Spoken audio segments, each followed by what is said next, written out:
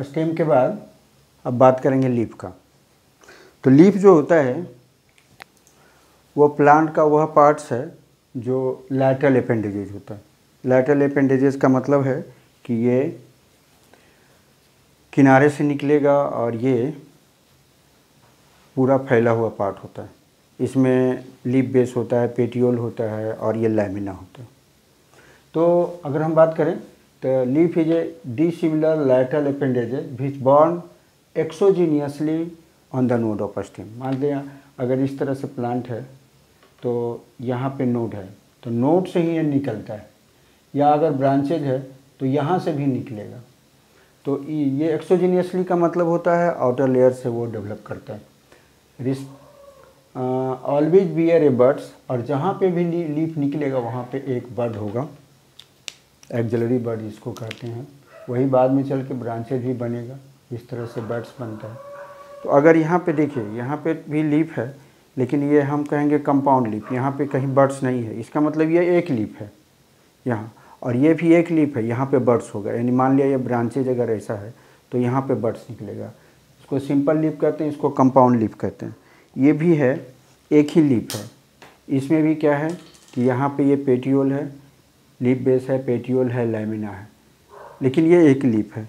यहाँ पे अगर हम ये बात करें इसका, ये लेमन का, तो ये वास्तव में दिखने में लगता है कि ये सिंपल लीफ है, बट ये क्या है, एक लीफलेट है।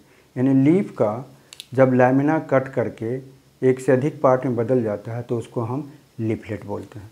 तो डिफरेंट टाइप का लीफ होता है जिसके बारे में हम अगले क्लास में बात करेंगे। आज हम इसके कैरेक्टर की बात करते हैं सिर्फ। तो it is born over the stem and its branches at the region of node. जहाँ नोड होता है वहीं पे वो डेवलप करता है। हमेशा क्या होगा, डिसिमिलर होगा, लैटरल होगा, फ्लैटेंट अपेंडेजेज होगा, यानी स्टेम से निकलने वाला किनारे और फैलने वाला पार्ट है। It is exogenous in origin. Exogenous in origin का मतलब होता है कि जैसे रूट इंडोजीनस था, यानी पेरीसाइकिल से निकल रहा था। यानी पेरीसाइकिल में पेरेन्काइमा सेल होता है तो वहाँ से वो ग्रो करके मल्टीप्लाई करके निकल गया। लेकिन यहाँ पे क्या होता है, एपिडर्मिस में जो पेरेन्काइमस पार्ट है वहाँ पर डिवीजन से ये बनेगा। A bird is present in the axis. देखिए ये अगर ब्रांचेज है, ये स्टेम है, ये स्टेम का ब्रांचेज है, तो हमेशा लीफ के और ब्रांच के बीच में यानी लीफ के एक्सिस पे एक बर्ड तो ज़रूर होगा। ये भी इसका the growth of leaf is limited. अब प्लांट के स्पेसिस पे डिपेंड करता है कैसा प्लांट है, तो उसका एक निश्चित ग्रोथ होता है और उसका कोई ग्रोइंग पॉइंट नहीं होता। जैसे इसका एक ग्रोइंग पॉइंट है, ग्रो करते चला जा रहा है, इसका ऐसा नहीं होता। वो लैटरल इस तरह से ग्रो करता है, कोई ग्रोइंग पॉइंट नहीं होता।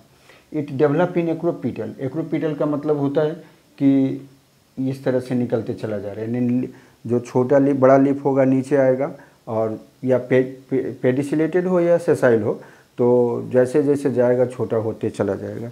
इसको हम इस तरह से देख सकते हैं। यहाँ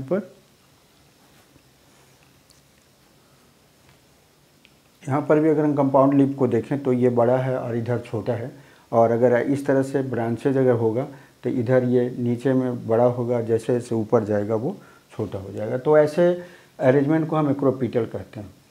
leaf blade is differentiated into 3 part. 3 parts का मतलब हो गया, देखिए ये एक लीफ है और ये एक ऐसा लीफ है यहाँ पे देखेंगे ये लीफ बेस है जिससे अटैच होता है ब्रांच पे, और ये वाला पार्ट है जो फूला हुआ पार्ट है जिसको हम पल्विनस भी कहते हैं, ये पेटियोल है, और ये जो है ये इसका भेन है, यानी कि ये इसका भेन है, यानी रैकिस है, और ये डिवाइड कर गया रैकिला में, और उसमें लीफलेट बना हुआ है ढेर सारा।